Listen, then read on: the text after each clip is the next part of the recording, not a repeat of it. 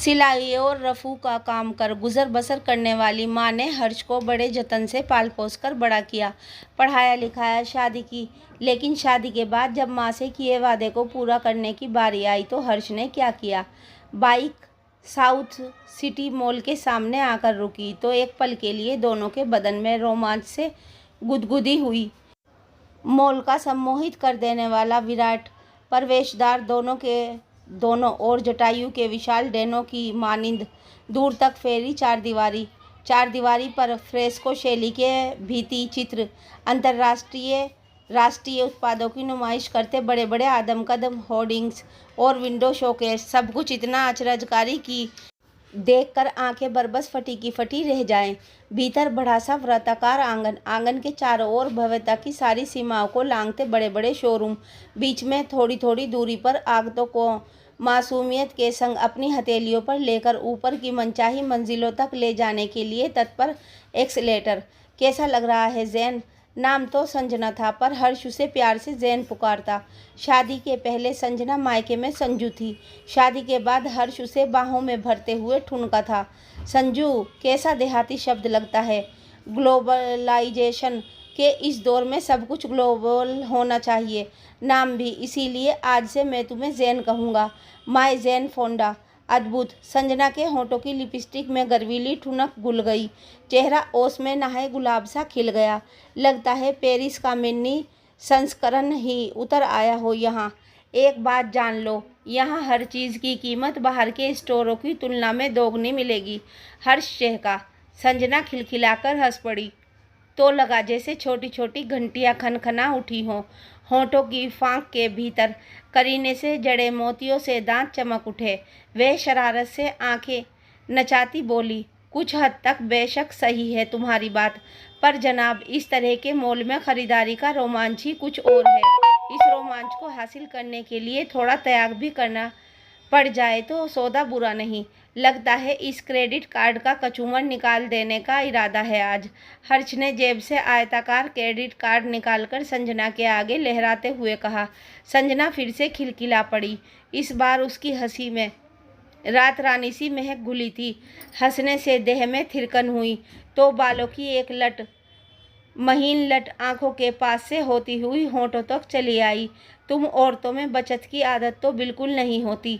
होंठों पर लौटते लट को मुग्ध भाव से देखता हर्ष मुस्कुराया।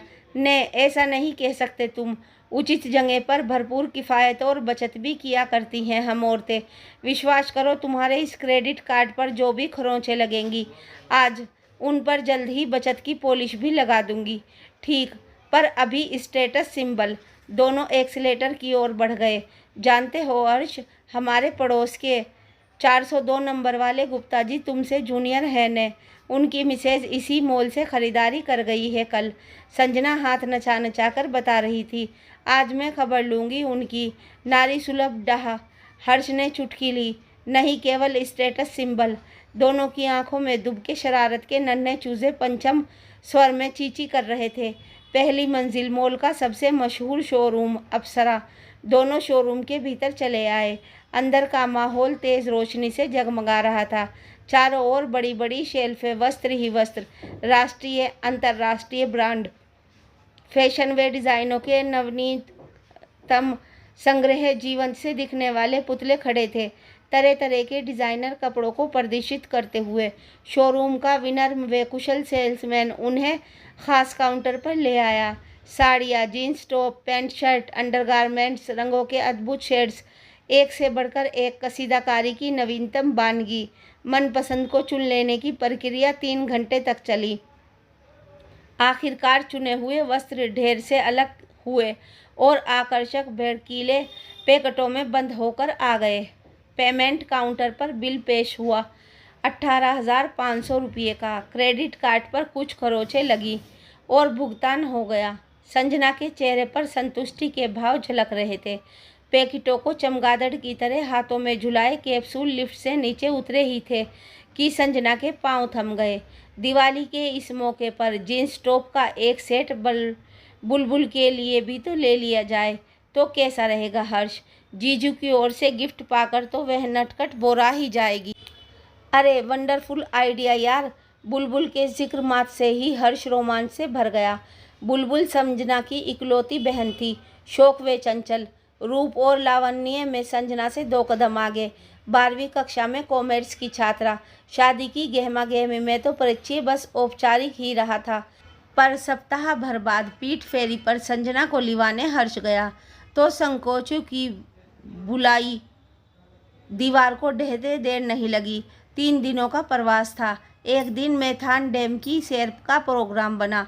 डैम देख चुकने के बाद तीनों समीप के पार्क में चले गए। अचानक संजना की नज़र दूर खड़े आइसक्रीम के ठेले पर पड़ी तो वह उठकर आइसक्रीम लेने चली गई। बरगद की ओट, रिश्ते की अलहड़ता और बुलबुल की आंखों से झरती महुआ की मादक गंध। हर्ष ने आगे बढ़कर बुलबुल के होंठों पर चुंबन जड़ दिया। हर्ष की उंगलियां अनायास ही होंठों पर चली गई। बुलबुल के होंठों का गीलापन अभी भी कुंडली मारे बैठा था वहाँ। सिरहन ने से लरजकर हर्ष चहका, जीन्स टॉप के साथ साथ एक साड़ी भी ले लो, अपनी जैसी प्राइस रेंज की लेना। ठीक। दोनों वापस एक्सीलेटर पर सवार होकर ऊपर की ओर बढ़ गए। रमा सिलाई मशीन से उठकर बाहर बरामदे में आ गई। मशीन पर लगातार 5 घंटे बैठने से पीठ और कमर अकड़ गई थी। सुई की ओर लगातार नजरें गड़ाए रखने से आंखें जल रही थी। रात के 11 बज रहे थे। बाहर रात की काली चादर पर आधे चांद की धूसर चांदनी झर रही थी। अंधेरे के अदृश्य कोनों में झिंगुरू का समवेत रुदन सन्नाटे को रहस्यमय बना रहा था। चैन वहीं पड़ा तो वापस कोठरी में लौट आई। कोठरी के भीतर बिखरे सामान को देखकर हंसी छूट गई।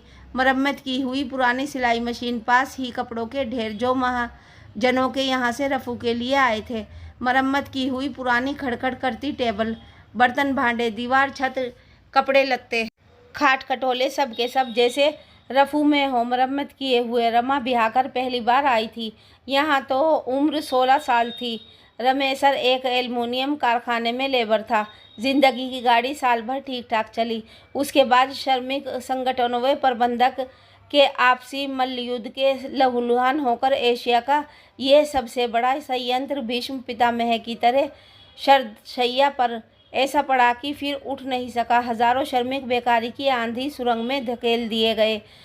रमेशर ने काम के लिए बहुत हाथ पैर मारे पर कहीं भी जुगाड़ नहीं बैठ पाया। अंत में वह रिक्शा चलाने लगा, पर दमे का पुराना मरीज होने के कारण कितनी सवारियां खींच पाता भला। खाने के लाले पड़ने लगे। तब बचपन में सीखा सिलाई और रफगुरी का शौकिया हुनर काम आया। रमा ने पुरानी सिलाई मशीन का जुगाड़ किया। धैर्य रखते हुए पास के रानीगंज व आसनसोल शहर के व्यापारियों से संपर्क साधा और इस तरह सिलाई व रफूगिरी के पेशे से जिंदगी की फटी चादर पर रफू लगाने की कवायद शुरू हुई। फिर हर्ष पेट में आया। तबीयत ढीली रहने लगी। डॉक्टरों के पास जाने की औकात कहाँ। देसी टोटकों को देह पर सहेजा। देखते देखते 9वां महीना आ गया। फूले पेट के भीतर हर्ष की कलाबाजियों के मरणासन रमा वेदना को दांत पर दांत जमाकर बर्दाश्त करने की नाकाम कोशिश करती रही। तभी डॉक्टर ने ऐलान किया, केस सीरियस हो गया है और जच्चा या बच्चा दोनों में से किसी एक को ही बचाया जा सकता है। रमा की आंखों के आगे अंधेरा छा गया, पर दूसरे ही पल उसने दृढ़ता के साथ डॉक्टर से कहा, सिर्फ और सिर्फ बच्चे को बचा लेना हुजूर। रमेशर की गोद में हमारे प्यार की निशानी तो रह जाएगी जो इस सतरंगी दुनिया को देख सकेगी। डॉक्टर ने हर्ष को जीवनदान दे दिया। रमा कोमा में चली गई। कोमा की यह स्थिति 15 दिन तक बनी रही। डॉक्टर ने उसकी ज़िंदगी की उम्मीद छोड़ दी थी, पर मौत के संलग्न संघर्ष के बाद आखिरकार रमा बच ही गई। हर्ष पढ़ने लिखने में औसत था। पढ़ने से जी चुराता, स्कूल के नाम पर घर से निकल जाता और स्कूल ने जाकर आवारा लड़कों के संग इधर उधर मटर गश्ती करता रहता। राजमार्ग के पास वाली पुलिया पर बैठकर आती जाती लड़कियों को छेड़ा करता। इन सब बातों को लेकर रमेशर अक्सर उसकी पिटाई कर देता। तेरे भले के लिए ही कह रहे हैं, रमा उसे प्यार से समझाती। पढ़ लिख लेगा तो इज्जत की 2 रोटियां मिलने लगेंगी, नहीं तो अभाव और जलालत की जिंदगी ही जीनी पड़ेगी। किसी तरह मैट्रिक पास हो गया तो रमा ने उसे कोलकाता भेज देने का निश्चय कर लिया। पुराने आवारा दोस्तों का साथ छूटेगा, तभी पढ़ाई के प्रति गंभीर हो सकेगा, पर वहाँ का खर्च क्या आसमान से आएगा। रमेशर ने शंका जाहिर की तो रमा के चेहरे पर आत्मविश्वास की पुखराजी धूप खिल आई। आसमान से कभी कोई चीज़ आई है जो अब आएगी। खर्चा हम पूरा करेंगे, आधा पेट खाकर रह लेंगे, ज़रूरतों में और कटौती कर लेंगे। चाहे जैसे भी हो, हर्ष को पढ़ना ही होगा, उसकी ज़िंदगी संवारनी होगी। रमा की जीवटता देख कर रमेशर चुप हो गया। हर्ष को कोलकाता भेज दिया गया। एक सस्ते से पीजी होम में रहने का इंतज़ाम हुआ। नए दोस्तों की संगत रंग लाने लगी। रमा पैसे लगातार भेजती रही। इन पैसों का जुगाड़ किन मुसीबतों से गुजरकर हो रहा है, हर्ष को कोई मतलब नहीं था। पहले इंटर, फिर बीए और फिर एमबीए, एक एक सीढ़ियाँ तेज करता हुआ हर्ष अपनी मंजिल तक पहुंच ही गया। एमबीए की डिग्री का झोले में आ जाना ट्रेनिंग पॉइंट साबित हुआ हर्ष के लिए। पहले ही प्रयास में एक बड़ी स्टील कंपनी में जॉब मिल गई। फिर सुंदर और पढ़ी लिखी संजना से ब्याह हो गया। कोलकाता में पोस्टिंग और अलीपुर में कंपनी के आवासीय कॉम्प्लेक्स में शानदार फ्लैट।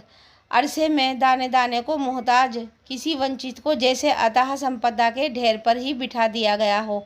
एक बार की ढेर सारी सुविधाएं, ढेर सारा वैभव, सब कुछ छोटे से आयताकार क्रेडिट कार्ड में कैद। उस स्टील कंपनी में जॉब लगे 3 साल हो गए।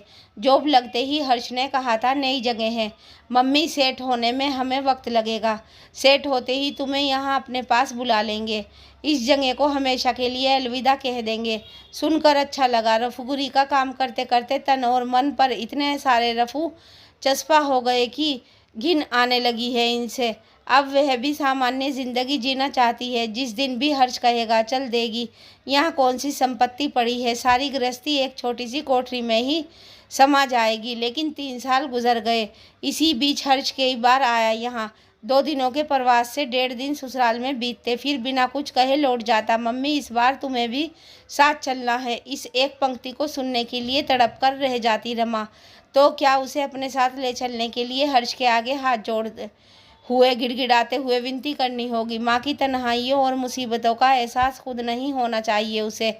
न वह ऐसा नहीं कर सकती, उसके ज़मीर को कोई कतई मंजूर नहीं होगा। सिर्फ एक बार, कम से कम एक बार तो हर्ष को मनुहार करनी ही होगी। अगर वह ऐसा नहीं कर सकता तो न करे। वह भी कहीं जाने के लिए मरी नहीं जा रही है। शोरूम में आधे घंटे का वक्त और लगा। जीन्स टॉप के साथ सिलेक्स वर्क की खूबसूरत साड़ी भी खरीद ली। क्रेडिट कार्ड पर एक और गहरी खरोच। हाथों में झूलते चमगादड़ों के गुच्छे में एक चमगादड़ और जुड़ गया। लिफ्ट से नीचे उतरकर दोनों शाही अंदाज में चलते हुए मुख्य द्वार तक आए ही थे कि हर्ष एकाएक चौंक पड़ा। मम्मी को तो भूल ही गए, उनके लिए साड़ी। हर्ष में आया। ओह, संजना भी थम गई। एक बार फिर वापस अप्सरा। हर्ष हंसा और फिर हड़बड़ाकर वापस भीतर जाने को मुड़ा तो संजना ने उसे बाह से पकड़कर रोक लिया। अब उतर ही आए हैं तो चलो ने, बाहर के किसी स्टोर से ले लेंगे। बाहर के स्टोर से हर्ष शक पका गया। Any problem? संजना ने आंखें मटकाई।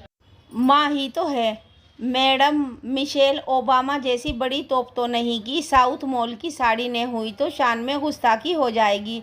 वैसे भी उन जैसी कस्बाई महिला को क्या फ़र्क पड़ेगा कि साड़ी कहाँ से खरीदी गई है। बाहर के स्टोर से खरीदने पर सस्ती भी तो मिलेगी, आखिर बचत ही तो होगी। सचमुच यह तो मैंने सोचा ही नहीं। You are really genius Jain. Harsh Sanjana के तर्क पर मुग्ध हो उठा। पर लेनी तो प्योर सिल्क ही है यार। Pure silk? संजना चौंक पड़ी। प्योर सिल्क के माने जानते भी हो? पिछली बार वहाँ गया था तो दिवाली पर प्योर सिल्क देने का वादा करके आया था। हर्ष अपराध बोध से बढ़ गया। उफ, तुम भी ने, संजना बड़बड़ाई। इस तरह के उल्टे सीधे वादे करने से पहले थोड़ा तो सोचना चाहिए थे ना। अब कुछ नहीं हो सकता जैन, वादा कर आया हूँ ने, नहीं तो मम्मी क्या सोचेंगी। ठीक है, कोई उपाय करते हैं। संजना सोच में पड़ गई। बाइक अलीपुर की ओर दौड़ने लगी। पीछे बैठी संजना ने बायां हाथ आगे ले जाकर हर्ष की कमर को लपेट दिया। संजना की सांसों की मखमली खुशबू हर्ष को सनसनी से भर दे रही थी। रास बिहारी मेट्रो स्टेशन के पास एक ठीक ठाक शोरूम के आगे बाइक रुकी। दोनों भीतर चले आए। उनके हाथों में भारी भरकम भड़कीले पैकेट्स देखकर काउंटर के पीछे बैठे मुखर्जी बाबू मन ही मन चौंके। ऐसे हाई फाई ग्राहक का उनके साधारण से शोरूम में क्या काम। वेलकम मैडम, क्या सेवा करें? हड़बड़ाकर खड़े हो गए मुखर्जी बाबू। प्योर सिल्क की एक साड़ी लेनी है हमें, कुछ बढ़िया डिज़ाइनें दिखाएं। मुखर्जी बाबू ने सहायक को संकेत किया। देखते ही देखते काउंटर पर दसियों साड़ियाँ आ गिरी। मुखर्जी बाबू उत्साहपूर्वक एक एक साड़ी खोलकर डिज़ाइन व रंगों की प्रशंसा करने लगे। संजना ने साड़ी पर चिपके प्राइस टैग पर नज़र डाली। 3 से 4 हज़ार की थी साड़ियाँ। उसने हर्ष की ओर देखा। तनिक कम रेंज की दिखाइए दादा, संजना धीमे से बोली। मैडम, इससे कम प्राइस में अच्छी क्वालिटी की प्योर सिल्क नहीं आएगी, सिंथेटिक दिखा दें। मुखर्जी बाबू सोच रहे थे, इतना मालदार आसामी प्राइस देखकर हड़क क्यों रहा है, प्योर सिल्क ही लेनी है।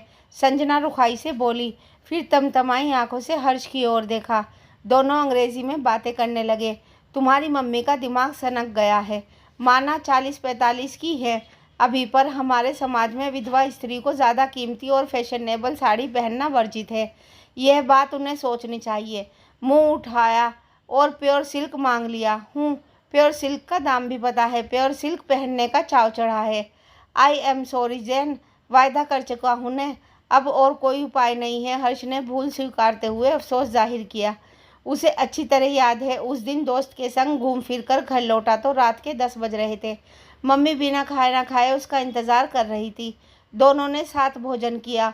फिर वह मम्मी की गोद में सिर रखकर लेट गया। नीचे मम्मी की गोद की अलौकिक उष्मा, ऊपर चेहरे पर उसके ममता भरे हाथ का शीतल स्पर्श। न जाने कैसा सम्मोहन घुलाता इसमें की झपकी आ गई। काफ़ी दिनों के बाद एक सुकून भरी नींद। 3 घंटे बाद अचानक नींद टूटी तो देखा मम्मी ज्यों की त्यों बैठी बालों में उंगलियां फिरा रही हैं। उसी क्षणों के दौरान उसके मुंह से निकल गया, इस बार दिवाली पर अच्छी सी प्योर सिल्क की साड़ी ला कर दूंगा तुम्हें। यह सुनकर मम्मी सिर्फ मुस्कुरा भर दी थी। हर्ष और जैन के बीच बातचीत भले ही अंग्रेजी में हो रही थी और मुखर्जी बाबू को अंग्रेजी की समझ कम थी, फिर भी उन्हें ताड़ते देर नहीं लगी। मैडम, मुखर्जी बाबू ने सिर खुजलाते हुए अत्यंत विनम्रता पूर्वक कहा, यदि बुरा ना माने तो क्या हम पूछ सकते हैं कि साड़ी किसके लिए ले रही हैं? इसके पहले कि इस अटपटे प्रश्न पर दोनों हत्थे से उखड़ जाते, मुखर्जी बाबू ने झट से स्पष्टीकरण भी पेश कर दिया। ने मैडम, अन्यथा ने ले, सिर्फ इसीलिए पूछा कि हम उसके अनुकूल दूसरा किफ़ायती ऑप्शन बता सकें। संजना ने हिचकिचाते हुए मन की गांठ खोल दी। साहब की विधवा माँ मदर के लिए। पलके झपकते मुखर्जी बाबू के जहन में पूरा माजरा बेपर्दा हो गया। मैडम ने साहब की माँ को मम्मी नहीं कहा, सासू माँ भी नहीं कहा, बल्कि साहब की विडो मदर कहा। और साहब कार्टून की तरह खड़ा दुम हिलाता खीखी करता रहा। आपका काम हो गया। उन्होंने सहायक को एक कुछ अबूझ से संकेत दिए। थोड़ी देर में ही काउंटर पर प्योर सिल्क का नया बंडल सस्ती बम की तरह आ गिरा। एक से एक खूबसूरत प्रिंट, एक से एक लुभावने कलर। वैसे तो ये साड़ियाँ भी 4,000 से ऊपर की ही हैं मैडम, पर हम इन्हें सिर्फ 800 रुपये में सेल कर रहे हैं। लोडिंग अनलोडिंग के समय हुक लग जाने से या चूहे के काट देने से माल में छोटा मोटा छेद हो जाता है। हमारा ट्रेड कारीगर प्लास्टिक सर्जरी करके उसके नुक्स को इस माफिक ठीक करता है कि साड़ी एकदम नई हो जाती है। सरसरी नज़र से देखने पर नुक्स बिल्कुल भी पता नहीं चलेगा। यानी कि रफ़ू की हुई। संजना हकला उठी। रफ़ू नहीं मैडम, प्लास्टिक सर्जरी बोलिए। रफ़ू तो देहाती शब्द है, आप खुद देखिए न, सचमुच बिल्कुल नई और बेदाग साड़ियाँ। जहाँ तहाँ छोटे छोटे डिज़ाइनर तारे नज़र आ रहे थे जो साड़ी की खूबसूरती को बढ़ा ही रहे थे। सरसरी तौर पर कोई भी नुक्स नहीं दिख रहा था साड़ियों में। दोनों की बाछें खिल उठी, आंखों में यूरेका यूरेका के भाव उभर आए। मन तनाव मुक्त हो गया। जैसे जैन का आनन फानन में ढेर में से एक साड़ी चुनी गई और पैक होकर आ गई। यह नया पैकेट मॉल के पैकेटों के बीच ऐसा लग रहा था जैसे प्राइवेट स्कूल के बच्चों के बीच किसी सरकारी स्कूल का बच्चा आ घुसा हो। मैंने कहा था ने, सही मौका आते ही क्रेडिट कार्ड की खरोचों पर रफू लगा दूंगी। देख लो, तुम्हारा वादा भी पूरा हो गया और चिराग पर पूरे 3,000 का रफू भी लग गया। You are genius Jain. Harsh की प्रशंसा सुनकर संजना खिलखिलाई तो बालों की कई महीन लटें पहले की ही तरह आंखों के सामने से होती हुई होठों तक चली आई। बाइक की ओर बढ़ते हुए दोनों के चेहरे खिले हुए थे। वीडियो अच्छी लगी हो तो लाइक, शेयर और कमेंट करना मत भूलिएगा।